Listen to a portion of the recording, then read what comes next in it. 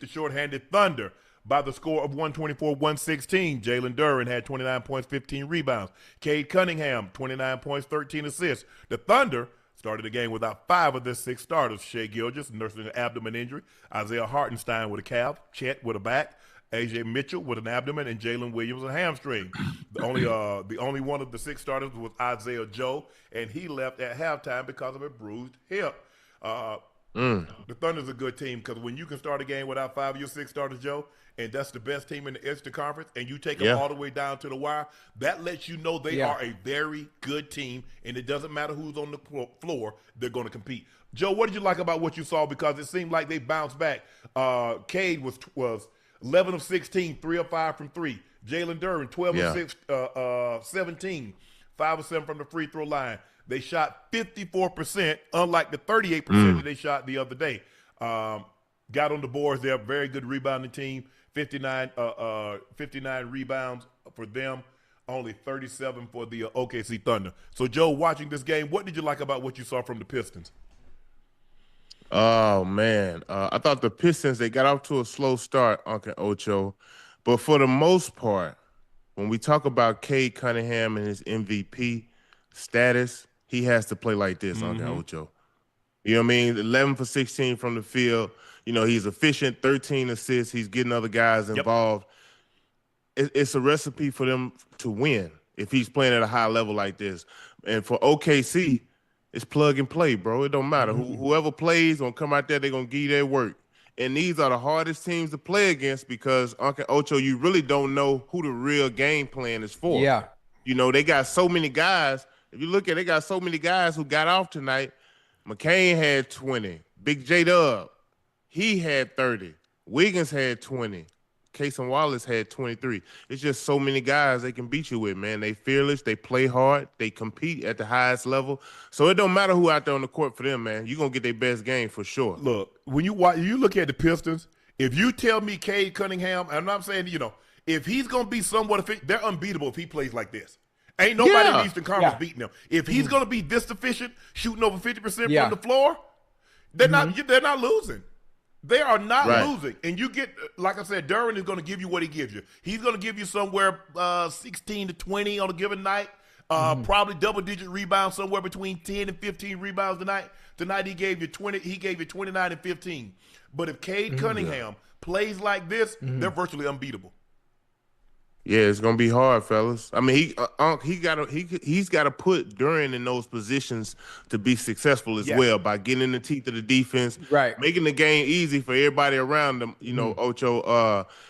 You need more from Harris, man. Damn, what we gonna get from Tobias Harris? Come on, man. Come on. You already know he can't do too much in witness protection. You can't blow his cover, Joe. Look, he played 23 minutes. I need more than 5 attempts, bro. Like. 4 points, that ain't gonna get it. Not because they short-handed. Yeah, they're short-handed. They don't have an emotional leader, which is Big Stewart, and you can tell he's missing. Man, I thought. Don't get me wrong. I know OKC got some guys who can go off the bounce, but I think defensively they've kind of slacked a little bit. Hey, Joe and Unc, isn't there a pecking order when it comes to think about the situation, right? Excuse me if I'm wrong. Correct me, actually, if I'm wrong. Think about Kuminga when he was with the Warriors, right? And him wanting to be not the focal point, obviously wanting to put up just as many shots as Steph or wanting the offense to kind of run through him. You think Tobias Harris sees it that way and he's kind of gun shy, not wanting to shoot as many shots? Making sure Cade Cunningham is the one that does all the work, all the heavy lifting? Nah, Ocho, he just got to assert himself. He has to be a little more assertive out there on the court. They're short-handed, man. They got 2 guys who really leading them, but they gonna need a third guy who can consistently step up and make plays, give them some points, anywhere from 12 to 18 points a night. They gonna need that from him, man. 4 points. Yeah. But Joe and Uncle, you understand what I'm talking about? How Kuminga wanted to assert himself a little bit more offensively with the Warriors, but it's sort of a pecking order on being able to have that green light just to shoot at will. No, that's not. But they don't really have any other than Cade. That's really the only guy that they have like that. They running Duncan Robinson and Huerter off picks to try to get through, to try to space the floor. But when you look at Tobias Harris, Joe, as you mentioned tonight, I mean, look at guys that coming off the bench, played 17 minutes, got up 7 shots. Ronald Holland, now he normally comes in and he's gonna get points up. He's gonna get buckets up. Yeah. He was 4 of 9. You get Karis LeVert, played 17 minutes. He's 3 of 6. And I agree with you, Joe. He needs to be a little bit more aggressive. But I'm resigned to the fact this is what he is.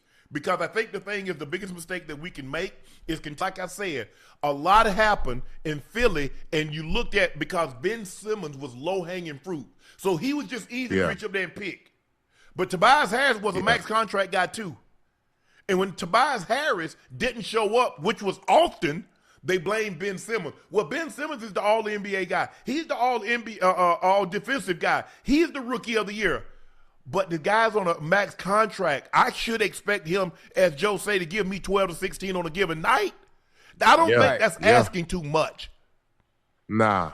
I what I'm saying is, fellas, I mean, with 5 attempts, you know, I think he can get up more than that. I mean, you look like you say, Unc. I know Hollins. He come off the bench. Oh yeah, he's ready to get right to it.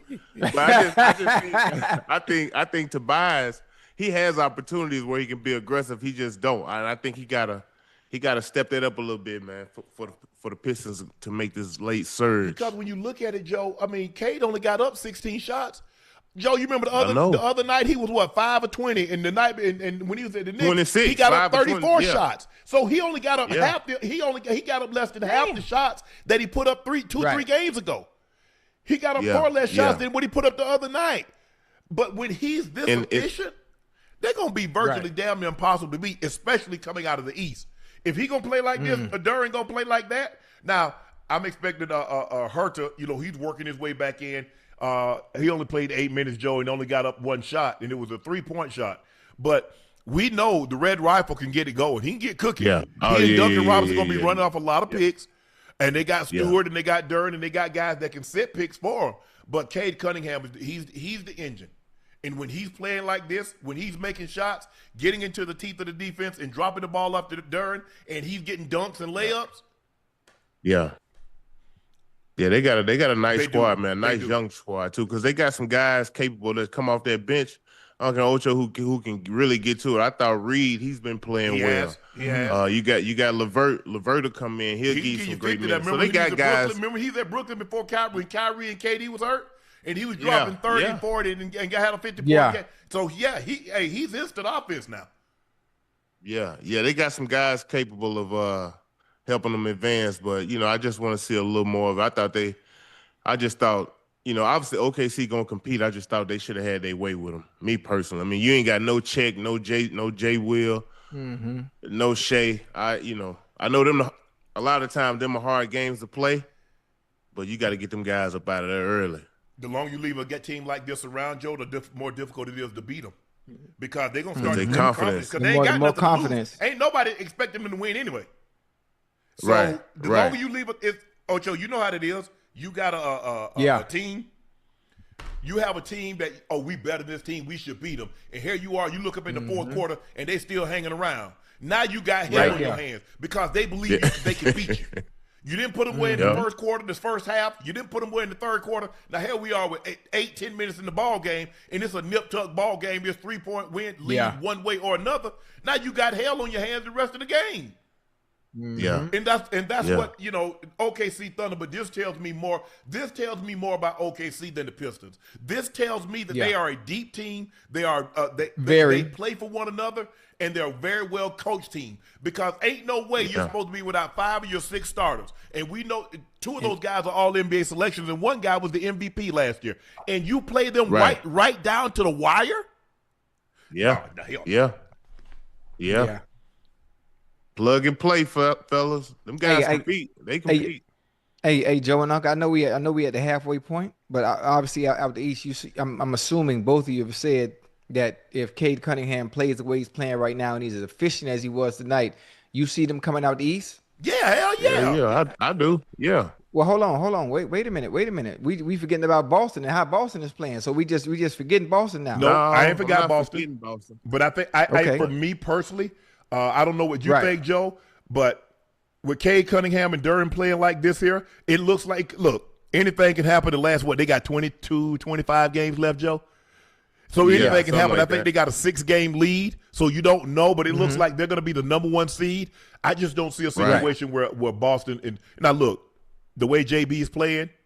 But if you make me bet some money that means something to me, and if it's my money, it means something to me, I'm putting my money on Detroit. Okay. Hey, look, me too. And on another note, Uncle Ocho, both of these teams had 14 losses coming into today's game.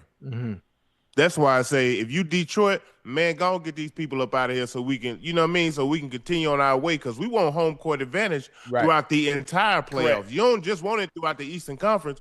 You want it throughout the entire playoffs. That's going to make a huge difference. And you saw it play out. I mean, they had the home court against the Nuggets, and they won Game 7. They had home court against Indiana, and they won Game 7. Now, obviously, Halliburton got hurt. It would have been very interesting to see how the game plays out had he been able to play the entirety of the ball game. But it happened what it happened. Just looking up at what you call him, Ocho. He's made cash earnings. He probably made over $300 million at the end of 24-25 season. And I think he has a 2-year deal for about $52 million, Tobias Harris. Oh my God! They got to pay somebody. But I think the thing is, when you go back to the Thunder, Joe, I don't think they're expecting Jalen Williams to drop 30 on them. Nah, they didn't. Because he can shoot the three now for a big guy. I mean, you don't expect him, but that's what he'll hover around the 3-point line, because I watched him play against the Lakers numerous times and hit 5, 6 threes on them. Yeah, he Arkansas kid. He a Razorback. Okay. Plug and play. Look, he ain't looking over his shoulder. He know he gonna get all the minutes tonight. The man played 35 minutes. He normally get like 15, 20. Yeah, he can play. He can play, and I think what helps is you see he was 5 for 10 from the 3. He can shoot the 3, and he can put on the floor and make some plays. So he a great piece, man, to that championship team. These dudes ain't stiff just playing behind Chet Holmgren and J-Dub. You know, these dudes can play. Yeah, he knows his minutes. Look, Hartenstein and Chet gonna get the lion's share of the minutes. Now, as long as they don't get in foul trouble. Now, Hartenstein has a propensity to getting in foul trouble, so he might get a few more minutes. But tonight, he knew he was gonna play in excess of 30 minutes. So now, my mind is already fixed. I already know I'm gonna get me 30 tonight, Joe. I'm getting 30 minutes. Hey, look, you know for sure you gonna get them attempts. You like if somebody got to get them now, somebody in trouble. Yeah. Somebody got to get them. They got up 96 shot attempts, so it wasn't nobody bashful, Joe. Listen, that's a center. He shot 5 for 10 from 3. That's your center shooting 10 threes. Damn. You know what I mean? That says a lot, Uncle Ocho. And also, he was 7 of 7 from the free throw line. So y'all know he had 14 shot attempts, but that tells me he was able to put the ball on the floor and get some fouls. Because he was 7 of 7, they were 20 or 21 from the free throw line. This is a good team. But I think the thing is, in order for them to go far, I agree with you, Joe. They're going to have that third option to give them consistent. Now, we don't know. Look, it doesn't have to be Tobias, but they need a third option, somebody that can consistently give them 16 to 20 points. Now, whether it comes from Tobias, whether it comes from Duncan Robinson, or Sue Thompson, Ronald Holland, I don't care who it comes from. I know my 2 big guns are going to give me what my all-stars, I write them down, Joe. On a consistent basis, the chance of it happening when the games matter more, it ain't finna happen. No, I think they got here, Ocho. I mean, they're like Joe said, they're 43-14. So, and I know we got the 2 guys, and we talk. Look, that's the way it works on the team. You're going to talk about your 2 best players more so than anything. Right. Just like J-Dub and Shea gets all the credit. People don't really Chet was an all-star. J-Dub was an all-star last year. Chet is an all-star this year. They got guys, Lou Dort, Isaiah Joe, Wiggins, Wallace. They got guys. Oh, we ain't mentioned Caruso, the Caruso. He's a 3-and-D guy. He can knock down shots, put it on the floor. He can defend at a high level. All these guys can defend at an extremely high level. Yeah, all of them. And they play extended defense. That's why they pick you up 94 feet to weigh you down. And when that fourth quarter get here, Ocho, that's when we gonna pull it. We gonna pull it when that fourth quarter get here. And that's how they be winning, bro. That's how they be winning. But Detroit is pretty much the same way. They picked up. They've kind of mimicked that same model as far as extended defense, wearing you down, and Cade and Duran got to be special, bro. They got to be special every night, Uncle Ocho. And Joe, you look at the Thunder, they got McCain now. Remember how the kind of start he got off last year in his rookie season? Yeah. He became he got something to expendable when prove. they got Edgecombe. So now all of a sudden they don't need him.